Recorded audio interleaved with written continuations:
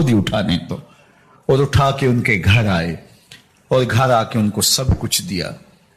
اور پھر اس کے بعد جب کھانا تیار ہوا، بلکہ روایت میں آتا ہے کہ جب آگ جلا رہی تھی تو عمر جھک کے چولہے میں پھونکے مار رہے تھے. اللہ اکبر. اس خاتون کو نہیں پتا کہ یہ کون ہے، یہ کوئی اجنبی مسافر ہے میری مدد کر رہا ہے.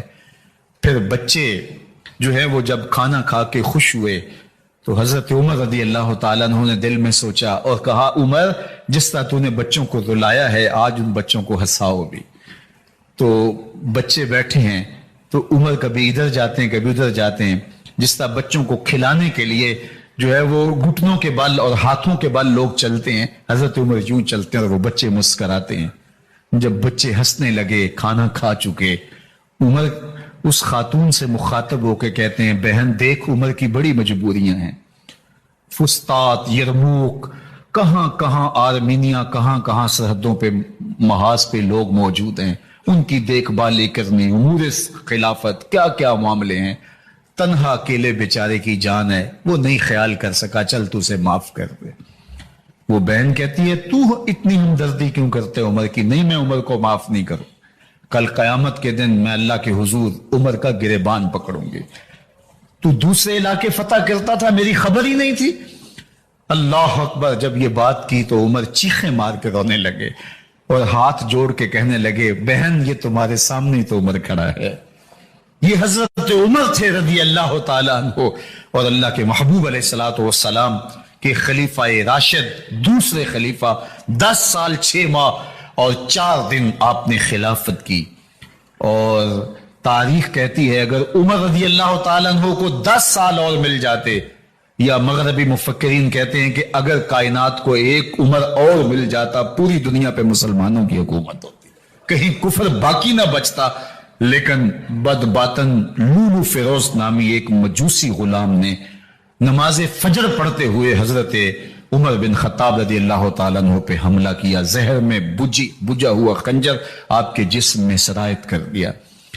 آپ وہاں سے اٹھا کے گھر لائے گئے اور 4 دن تک مسلسل آپ اس اذیت اور تکلیف میں رہے. جب آخری وقت آیا تو اپنے بیٹے کو بلایا، کہا بیٹا میں نے ام المومنین سیدہ عائشہ رضی اللہ تعالیٰ عنہ سے پوچھا ہوا ہے کہ میرے مرنے کے بعد حضور علیہ السلام کی قربت میں مجھے جگہ دے دی جائے.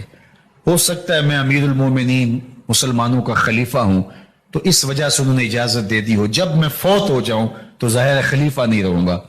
تو پھر جا کے ان کو دوبارہ کہنا کہ میرے باپ کا پیغام ہے، اگر وہ اجازت دیں تو مجھے حضور کی قربت میں دفن کر دینا، اور اگر وہ اجازت نہ دیں تو پھر جنت البقیع میں مجھے دفن کر دینا. جب حضرت سیدنا عمر بن خطاب رضی اللہ تعالیٰ عنہ کا انتقال ہو گیا تو آپ کے صاحبزادے ابن عمر حضرت عائشہ رضی اللہ تعالیٰ عنہ کے پاس گئے، کہا کہ میرے باپ کا سلام ہے آپ کے نام.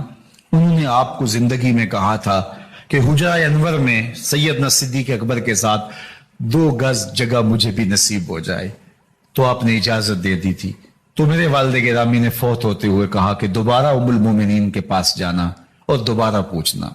اس وقت تو میں امیر المومنین تھا، ہو سکتا ہے وعدہ کر لیا ہو، لیکن اب اگر آپ اجازت دیں تو یہاں ہم قبر ان کے لیے کھود لیں، ورنہ ہم جنت البقیع میں دفن کر دیں.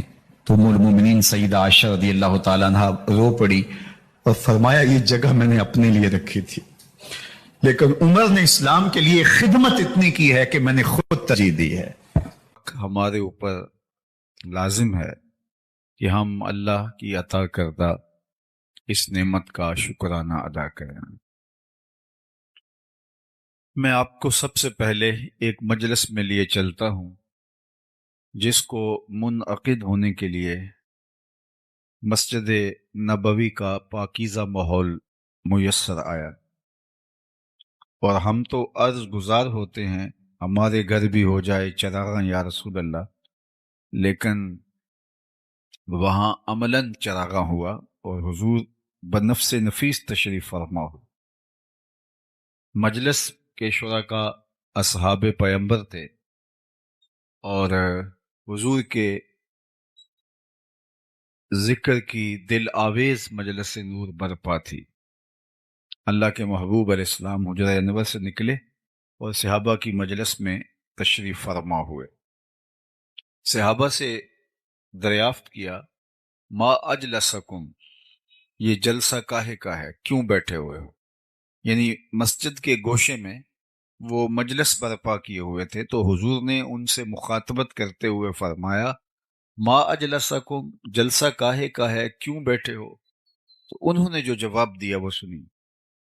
انہوں نے کہا جلسنا نذکر اللہ ونحمدہ علی ما ہدانا لدینہ ومن علینا بک۔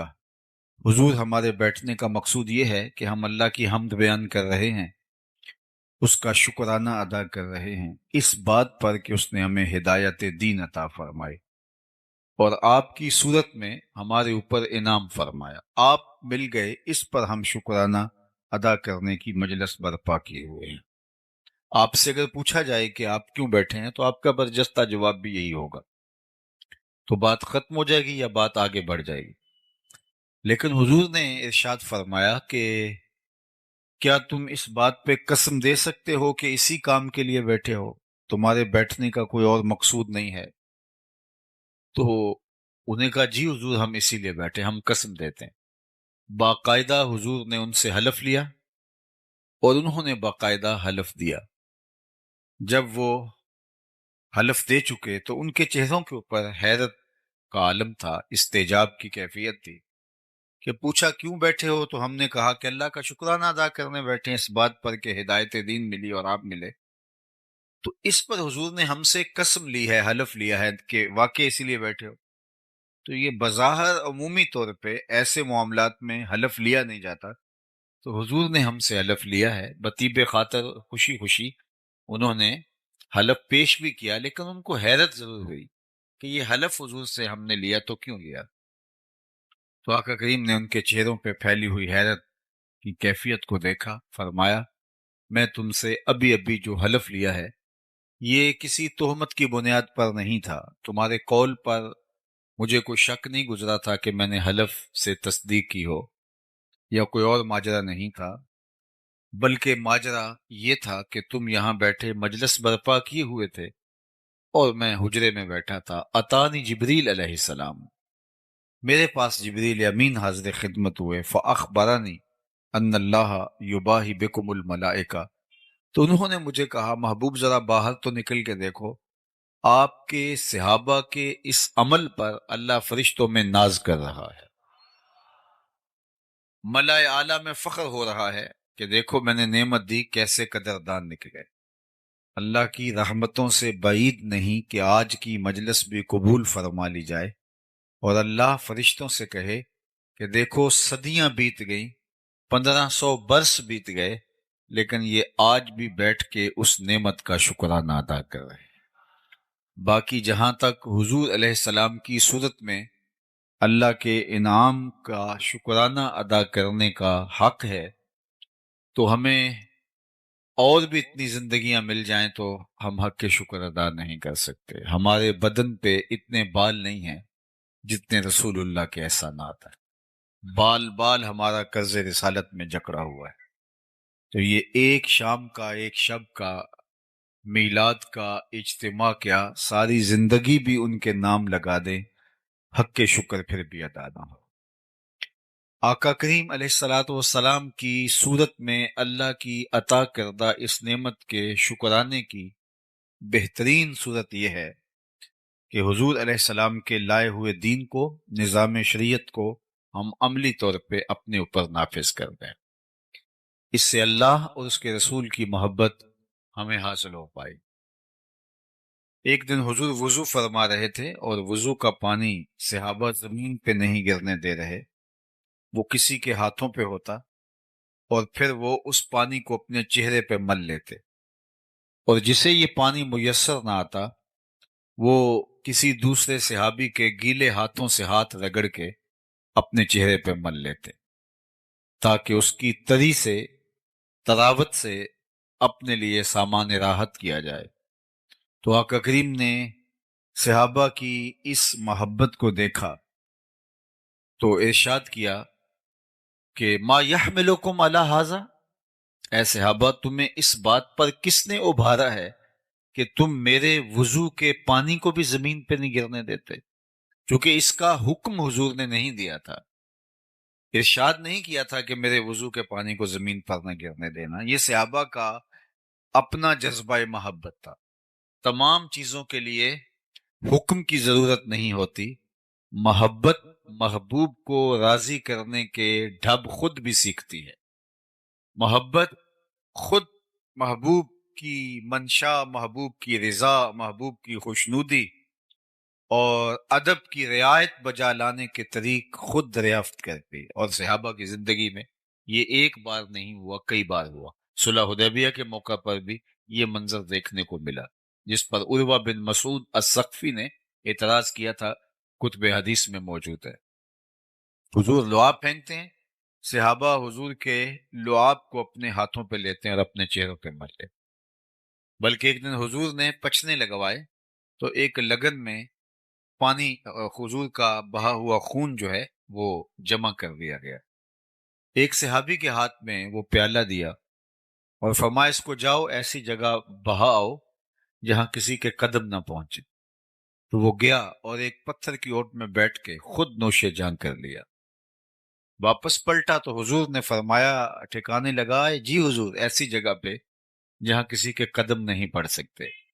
تو حضور مسکرائے اور فرمایا، لعلک شربت، شاید تم نے پی لیا ہے۔ قال نعم، جی حضور، میں نے سمجھا ایسا مشروب کہاں ملے گا، میرے خون میں حضور کا خون شامل ہو جائے تو اور کیا چاہیے۔ آقا ناراض نہیں ہوئے کہ تو نے خون کیوں پیا، بلکہ حضور نے جو تاریخی جملہ ارشاد فرمایا وہ یہ تھا، یا غلام قد حررتا نفسک، قد حررتا نفسک من النار، اے بیٹے تو نے اپنے آپ کو آتش دوزخ سے بچا لیا ہے۔ تو صحابہ نہ حضور کے وضو کا پانی زمین پہ گرنے دیں، نہ حضور کا لعاب رحمت زمین پہ گرنے دیں، اور یہ ان کی محبت کا ایک ڈھنگ تھا اور حضور کے پیار کا ایک اسلوب تھا جو ان کے عشق نے ان کو سکھایا تھا۔ ان کی محبت نے ان کو یہ درس دیا تھا کہ محبوب کے اعضائے نور کی اترن کو بھی زمین پہ نہ جانے دیا جائے، اس کو بھی اپنے چہروں پہ ملا جائے۔ کائنات میں کسی نے صحابہ جیسا کوئی عاشق نہیں دیکھا ہوگا، لیکن میں آپ کو بتاؤں کہ عشق کی فراوانی، عشق کا زور حسن کی فراوانی کی وجہ سے ہوتا ہے۔ جتنا حسن فراواں ہو اتنا عشق زور آور ہوتا ہے۔ تو کائنات میں اگر صحابہ جیسا کوئی عاشق نہیں ملتا تو حضور جیسا سونا بھی زمانے میں کوئی نہیں ہے۔ لکھاں آئے لوک زمانے تے محبوب خدا جیا کوئی نہیں، لکھاں سونے بن بن بیندے نے او دی خاکے پا جیا کوئی نہیں۔ حضرت ابو ہریرہ تو بولے، کل قمر لیلۃ البدر لم ارا قبلہ ولا بعدہ مثلہ، کیا پوچھتے ہو، حضور 14ویں رات کے چمکتے ہوئے چاند کی طرح تھے۔ پھر کہا نہیں نہیں نہیں، حضور جیسا نہ پہلے دیکھا نہ بعد میں دیکھا۔ حضرت حسان بن ثابت بولے، کیسے دیکھتے، کسی ماں نے جنم دیا ہوتا تو دیکھتے۔ خدا نے وہ سچائی پن چھڑیا جدے وچ محمد نو ٹالیا سی۔ حسینہ جمیلاں دا منہ موڑ دیتا، محمد بنا کے قلم توڑ دیتا۔ وہ پیکر تراشا، وہ حسن دیا، وہ جمال بخشا، وہ خوبصورتی دی۔ اللہ اکبر کہ حسن ختم ہے۔ کسی نے کہا تھا کہ حسن جدا پانی پرے عشق بھی غلامی کرے، حسن ادا پانی پرے عشق بھی غلامی کرے، چن سینہ چیر دے وے جدوں اشارہ کرے، جیڑا اونوں ویکھے پھرے دل نو سنبھالدا، لب کے لے آواں کتھوں سونا تیرے نال۔ وہ جمال دیا، وہ خوبصورتی دی۔ آپ نے محبت کی لوک داستانیں سنی ہوں گی، لیکن کبھی آپ نے یہ نہیں سنا ہوگا کہ کسی محب نے محبوب کے لعاب کو اپنے ہاتھوں پہ لیا ہو اور اپنے چہرے پہ ملا ہو۔ لیکن یہاں محبت کے ایسے مظاہر بھی دیکھنے کو ملتے ہیں۔ اب حضور وضو کرتے ہیں، صحابہ وضو کے پانی کو زمین پہ نہیں گرنے دیتے، چہروں پہ مل دیتے۔ آقا کریم نے ان سے پوچھا، ما یحملکم علی ھذا، میں نے تو اس کا حکم نہیں دیا، تم ایسا کیوں کر رہے ہو؟ تو سنیے اس کا جواب۔ انہوں نے کہا، حب اللہ و رسولہ، اللہ اور اس کے رسول کی محبت کا تقاضا یہ ہے کہ ہم اس وضو کے پانی کو زمین پر نہ گرنے دیں۔ تو اللہ کے محبوب نے ان کی تردید نہیں کی، ان کو اس کام سے روکا نہیں، ان کو اس کام سے منع نہیں کیا، بلکہ اللہ کے محبوب کی دور اندیش نگاہ آنے والے حالات کا ملاحظہ فرما رہی تھی کہ آنے والے لوگ کہیں محبت کے ان مظاہر پر ہی موقوف نہ رہیں اور باقی دین ان کی نظروں سے اوجل نہ ہو جائے اور ترک نہ کر بیٹھے۔ وہ آقا کریم نے صحابہ سے مخاطبت کرتے ہوئے فرمایا، صحابہ تمہارا یہ عمل اس لیے ہے کہ اللہ اور اس کے رسول کی محبت، تو سنو جو اللہ اور اس کے رسول کی محبت چاہتا ہے اور یہ چاہتا ہے کہ اللہ اور اس کا رسول اس سے محبت کرے اور وہ اللہ اور اس کے رسول سے محبت کرے، تو اس کا یہ کام اپنی جگہ پہ اس کو 3 کام کرنے چاہیے۔ سب سے پہلی بات، جب بولے سچ بولے، اس کے زندگی میں کبھی جھوٹ نہیں بولنا چاہیے۔ تم میرے وضو کے پانی کو زمین پر نہیں گرنے دیتے، ہاتھوں پہ لیتے ہو اور چہروں پہ مل لیتے ہو، لیکن یہ بھی فراموش نہ کرنا اگر تم میرے غلام ہو تو غلامی کا حق ادا تب ہوگا جب تمہاری زبان پہ جھوٹ نہیں آنے پائے گا۔ دوسری بات ارشاد فرمائی کہ جب تمہارے پاس امانت رکھی جائے تم اس میں کبھی خیانت نہیں کرو۔ اور تیسری بات ارشاد فرمائی، تمہاری ہمسائیگی میں کوئی آ بسے تو تم حق کے مجاورت ادا کرو گے، ہمسائیگی کے حق کا، حقوق کا لحاظ رکھو۔ یعنی تمہارا یہ عمل، سبحان اللہ، لیکن یہ 3 چیزیں تم سے فراموش نہیں ہونی چاہیے۔ سب سے پہلی، جب بھی بولو سچ بولو۔ میں اور آپ کیسے جھوٹ بول سکتے ہیں جبکہ ہمارے آقا و مولا کو کافر بھی صادق و امین کہتے تھے؟ اگر ہم جھوٹ اس کے باوجود بھی بولتے ہیں تو پھر سمجھیے ہمیں دین کی سمجھ اور دین کا فہم ہی نہیں آیا۔ ہم اپنے نبی سے جو پیار کا ربط رشتہ رکھتے ہیں وہ ہمارا ادھورا ہے، پورا نہیں۔ حضور سے پوچھا گیا مومن بزدل ہو سکتا ہے؟ فرمایا نہیں، مومن بہادر ہوتا ہے۔ لیکن فرمایا ہو سکتا ہے کبھی بزدلی بھی کر جائے، آخر بشری تو ہے۔ پھر پوچھا گیا مومن بخیل ہو سکتا ہے؟ کہا نہیں، مومن سخی ہوتا ہے، لیکن ہو سکتا ہے کبھی وہ بخل بھی کر جائے، بشر ہی تو ہے۔ تیسرا سوال حضور سے پوچھا گیا مومن جھوٹ بول سکتا ہے؟ فرمایا جھوٹا نہیں ہو سکتا، یہ طے ہے کہ مومن ہو اور جھوٹا یہ نہیں ہو سکتا۔ تو سچ بول کے آپ تکلیف بھی اٹھا لیں، سچ بول کے اس کی کوئی آپ کو قیمت بھی دینی پڑے، سچ بول کے آپ نقصان بھی اٹھا لیں، لیکن آپ کے دل کو قرار نصیب ہو۔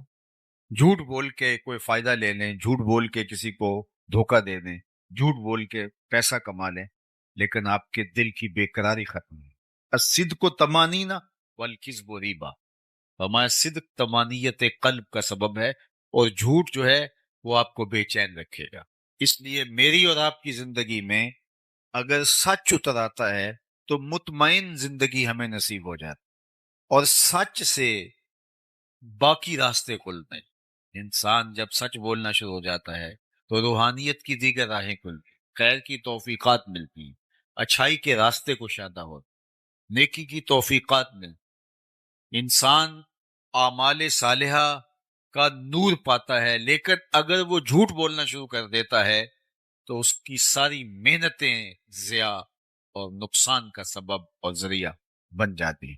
اس لیے ہمیں اپنی زندگی میں کبھی بھی جھوٹ کو داخل نہیں ہونے دینا چاہیے، چاہے سچ بول کر ہمیں کتنا ہی نقصان کیوں نہ اٹھانا پڑے اور جھوٹ کا کتنا ہی فائدہ کیوں نہ ہو، ہمیں اس فائدے پر نظر نہیں رکھنی چاہیے، ہمیں ہمیشہ سچ کو شعار بنانا چاہیے۔ ایک حدیث پاک میں آتا ہے جب کوئی شخص جھوٹ بولتا ہے تو اس کے منہ سے بدبو نکلتی۔ عام لوگ تو اس کو محسوس نہیں کر پاتے، لیکن اللہ کے نورانی حساس رحمت والے فرشتے اس منہ سے نکلنے والی سمیل کو محسوس کرتے ہیں اور ایک میل پیچھے ہٹ جاتے ہیں۔ جو فرشتے ہمارے گھروں میں ہمارے حصے کی رحمتیں دینے کے لیے آ رہے ہوتے ہیں، رحمت کی ڈلیوری ہمیں دینے آ رہے ہوتے ہیں، تو وہ جھوٹ کی وجہ سے ایک میل پیچھے ہٹ جاتے۔ اور مجھے بتاؤ، جس گھر میں باپ بھی جھوٹ بولے، ماں بھی جھوٹ بولے، بہنیں بھی جھوٹ بولیں، بچے بھی جھوٹ بولیں، بہویں بھی جھوٹ بولیں، صبح دوپہر شام جھوٹ ہی جھوٹ ہو، تو اس گھر سے تو بدبو کے ببھوکے اٹھ رہے ہوں گے۔ فرشتے کئی کئی میل باہر وہ خیر کے برکت کے پارسل لیے ہمارے حصے کے شہر سے باہر کھڑے ہوں گے کہ آگے جا کیسے پائیں، آگے تو عفونت پھیلی ہوئی ہے بدبو کی وجہ۔ اب ہوا کیا؟ کہ ہمارے حصے کی جو رحمت فرشتوں نے لے کے آنی تھی وہ بدبو کی وجہ سے فرشتے آگے آ نہیں پا رہے، اور ہم کو اتنا موقع ان کو نہیں دے رہے کہ ماحول میں پاکیزگی آ جائے اور وہ اندر آ جائیں۔ ہم ابھی پہلی بدبو ختم نہیں ہونے پاتی کہ پھر جھوٹ بول کے نیا تعفن پھیلا دیتے، اور اب گھر کے اندر بے برکتی، نحوست۔ اب ہم بھاگے عاملوں کے پاس، تو عامل تو بیٹھا ہی ٹھیا لگا کے اسی کام کے لیے، وہ اگر کہے گا میاں تمہارے گھر میں جھوٹ ہے اس وجہ سے بے برکتی ہے، تمہارے گھر میں مصلی نہیں بچتا اس کی وجہ سے بے برکتی ہے، تمہارے گھر میں قرآن نہیں کھلتا اس کی وجہ سے بے برکتی ہے، وہ کیوں بتائے گا؟ وہ تو کہے گا تم وقت پہ آگے ہو، اگر تم 2 گھنٹے بھی لیٹ ہو جاتے تو یہ تعویذ چل جانے۔ اب اتنے منگل، اتنے اتوار، اتنے بدھ، اتنی جمعرات آپ کو میرے پاس آنا پڑے گا۔ اور میں نے دیکھا کیا شریف لوگ اور انتہائی اچھے خاندانوں کی خواتین بھی جا کے ایسے مکرو لوگوں کے پاس کھڑے ہوتے ہیں، بیٹھے ہوتے ہیں، جنہیں بیچاروں کو وضو کا طریقہ بھی نہیں آتا، اور یہ اپنے درد کا مداوا اس سے ڈھونڈ رہے ہوتے ہیں جو خود مریض ہے، جو خود جھوٹ کے اوپر جس کے کاروبار کی بنیاد ہے۔ تو ہم کبھی بھی سکون نہیں پا سکتے اگر ہماری زندگیوں کے اندر سچائی داخل نہیں ہو۔ میلاد النبی صلی اللہ علیہ وآلہ وسلم کی اس عالی شان مجلس رحمت میں آنے والوں، عزم کر کے جاؤ کہ زندگی جھوٹ سے نہیں سچ سے عبارت ہوگی۔ دیکھنا آپ کے دل کو اس کی تسکین کتنی نصیب ہوتی، اس کا قرار جو باطن کو نصیب ہوتا ہے وہ کیا آپ کے لیے راحت جاں کا سبب و ذریعہ ہوتا ہے۔ تو سچائی کے ساتھ جڑنا سب سے پہلی بات اللہ کے محبوب نے ارشاد فرمائی۔ پھر دوسری بات ارشاد فرمائی کہ امانت میں خیانت نہیں کرو گے۔ اگر تم یہ چاہتے ہو کہ اللہ اس کے رسول سے محبت کرو اور اللہ اور اس کا رسول تم سے محبت کرے تو کبھی خیانت نہیں کرو امانت کے اندر جو تمہارے پاس رکھی گا۔ اور ہم تو قرض لے لیں تو دعا مانگ رہے ہوتے ہیں کہ جس سے قرضہ لیا وہ فوت ہی ہو جائے، اور قرضہ واپس لینے کے لیے اس کو دلیلیں دینی پڑتی ہیں کہ میاں مجھے ضرورت پڑ گئی ہے اس لیے تجھ سے مانگ رہا ہوں، اور وہ پھر فون بھی نہیں اٹھا رہا ہوتا، حالانکہ اس نے قرض لیا ہوتا ہے، اس کے اوپر لازم ہے اس کو لٹائے۔ لیکن ہم لوگوں سے لیا ہوا قرضہ ہڑپ کر جاتے ہیں، لوگوں کی جائیدادوں پہ قبضہ کر جاتے ہیں، لوگوں کی زمینوں پہ قبضہ کر جاتے ہیں، دیوار رکھتے ہوئے ہمسائے کا کہ 2 انچ دبا لینا فن سمجھتے ہیں، جبکہ کسی نے ایک بالشت برابر کسی کی زمین ہتھیائی، یعنی ایک بالشت کے برابر یہ کتنی ہوتی ہے، اتنی کسی کی زمین ہتھیا لی، کل قیامت کے دن 7 زمینوں کا توق بنا کے اس کے گلے میں ڈال دیا جائے گا۔ آج ہم اگر کسی سے خیانت کرتے ہیں، کسی کا مال دبا لیتے ہیں، کسی کی امانت ہڑپ کر جاتے ہیں، تو آج وہ سول کورٹ میں چلا جاتا ہے، سیشن کورٹ میں چلا جاتا ہے، ہائی کورٹ میں چلا جاتا ہے، سپریم کورٹ میں چلا جاتا ہے، سنوائی نہیں ہوتی مظلوم کی، اور وہ طاقتور ہے، پیسے دے کے، مال دے کے، وہ رشوت دے کے، اثر و سلوک کے ذریعے سے، سفارش کے ذریعے سے جیت جاتا ہے، تو کیا کام ختم ہو جائے گا؟ نہیں، اللہ نے ایک عدالت رکھی ہوئی ہے جو سب سے آخر میں لگے گی، وہاں ایک ایک چیز کا فیصلہ ہونا ہے، وہاں ترازو کے دونوں پرڑے صحیح تولتے ہیں، وہاں کسی کی سفارش نہیں چلتی، اور نہ ہی کوئی مکر و فریب سے، دجل و تلبیس سے تگڑا وکیل کر کے اس کے ذریعے سے جو ہے وہ دھوکہ کر سکتا ہے، وہ دن آنے والا ہے۔ اور اس وقت سکہ رائج الوقت کیا ہوگا؟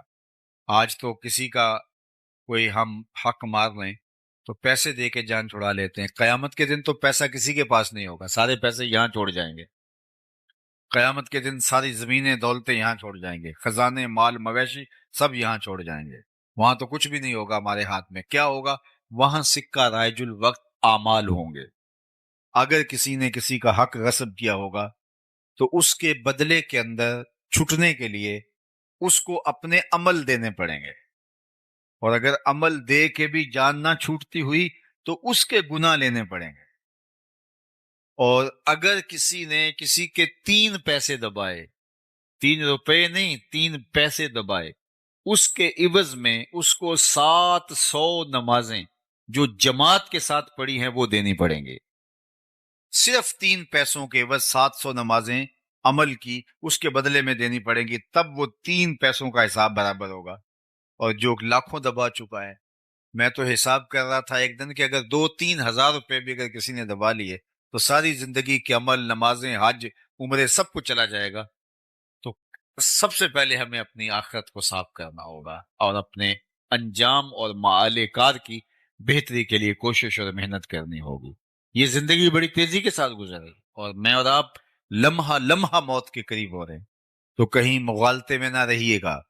آج ایک بندہ ساری زندگی رشوت لیتا ہے، مال لوٹتا ہے اور لوگوں کے جیبوں پہ نظر رکھ کے لوگوں کو بلیک میل کرتا ہے، اور ریٹائرمنٹ کے بعد وہ ٹوپی پہن کے پہلی صف میں آ کے بیٹھ جاتا ہے۔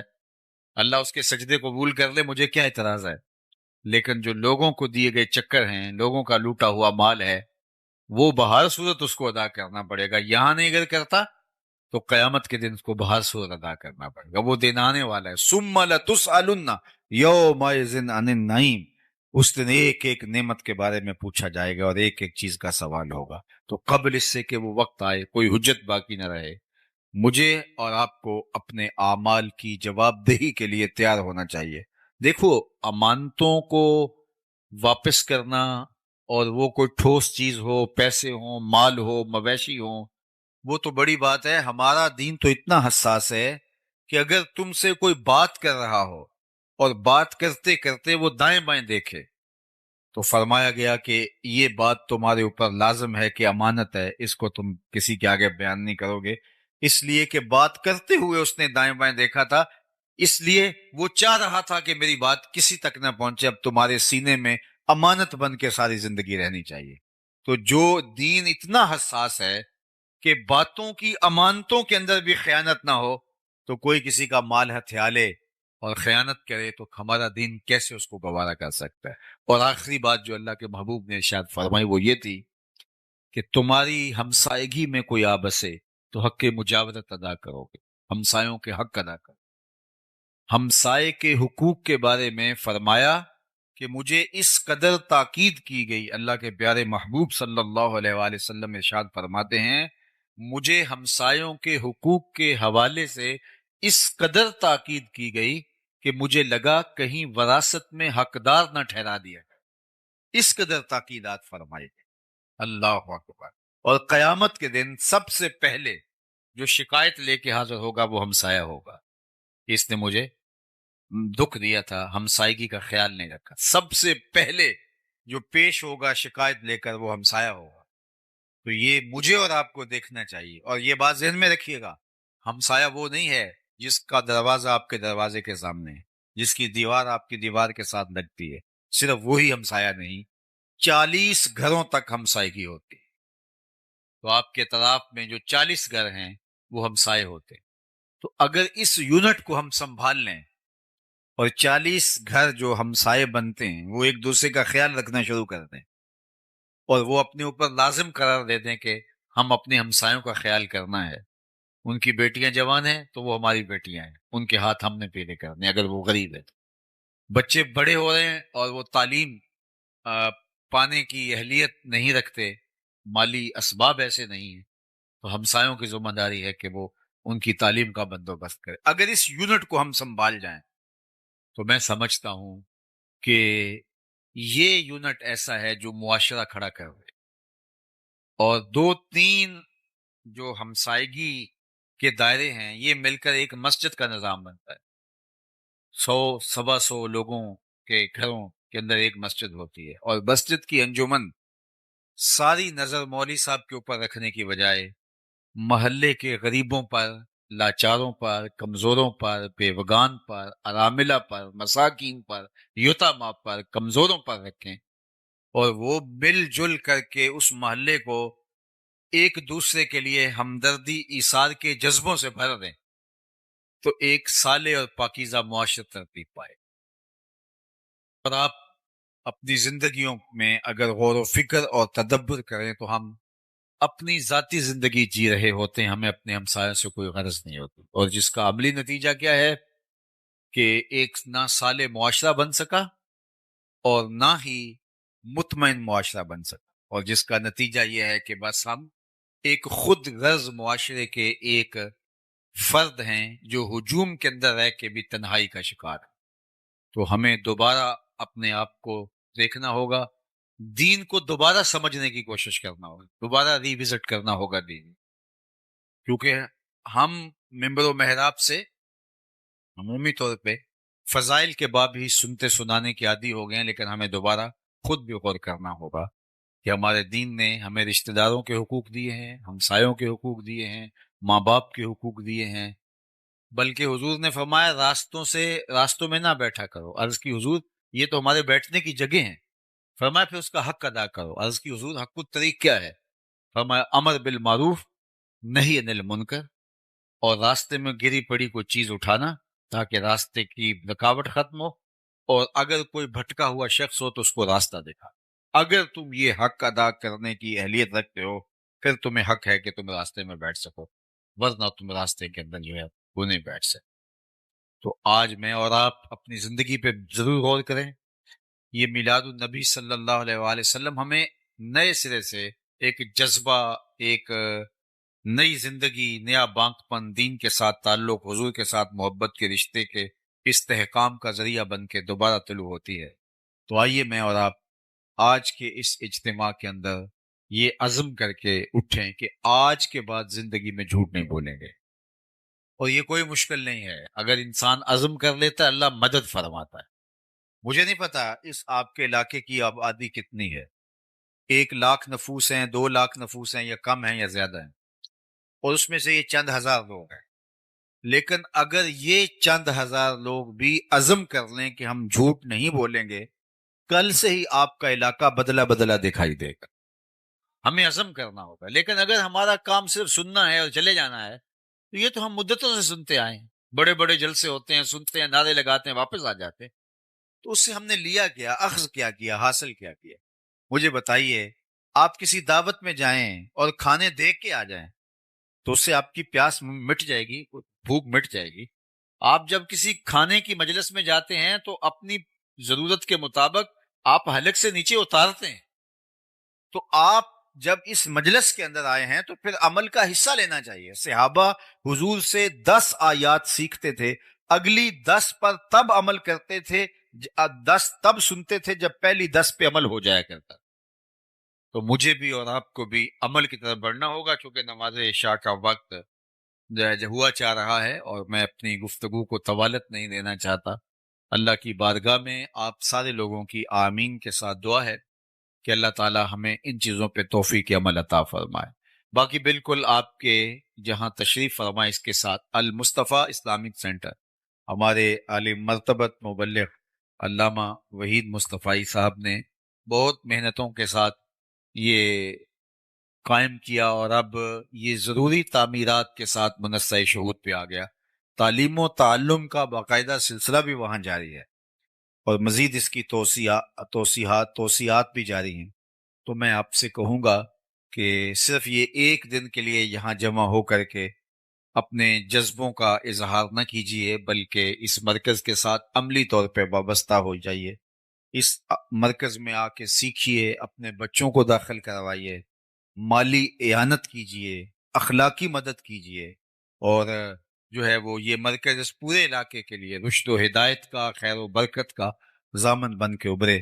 اللہ ہمارے عالی مرتبت محترم جناب قاری عبدالوحید صاحب کو بہتر جزا عطا فرمائے، اور ان کے رفقائے کار، ان کے دوست احباب، اراکین انجمن، اللہ ان کو بھی جزائے خیر دے کہ وہ اس مرکز کو آگے لے جانے کے لیے اپنی تمام تر صلاحیتوں کو بروئے کار لائیں۔ والسلام علیکم ورحمۃ اللہ وبرکاتہ۔ اللہم صلی علی سیدنا و مولانا محمد معدن الجود والکرم وآلہ وصحبہ وبارک وسلم۔ اللہ اٹھے ہوئے ہاتھ کبھی بھی خالی نہ موڑنا، پھیلی ہوئی جولیاں رحمتوں سے بھر دینا، بخت کی بہاریں نصیب فرمانا، آنے والوں کو واپس گھروں میں پہنچنے سے پہلے پہلے اس اجتماع کی برکتیں نصیب فرمانا۔ اے اللہ اس مرکز کو قیامت تک آباد رکھنا، ہر خیر ہر برکت علامہ صاحب کی جھولیوں میں ڈال دینا، ہمارے جملہ منتظمین کی خیر فرمانا۔ جس شوق فراواں کے ساتھ یہ لوگ تشریف لائے، جو خیر کے نیک عزائم کیے اللہ اس پر توفیق عمل عطا فرما۔ وصلی اللہ تعالی علی النبی الامین وآلہ واصحابہ اجمعین برحمتک یا۔ سلام بابا۔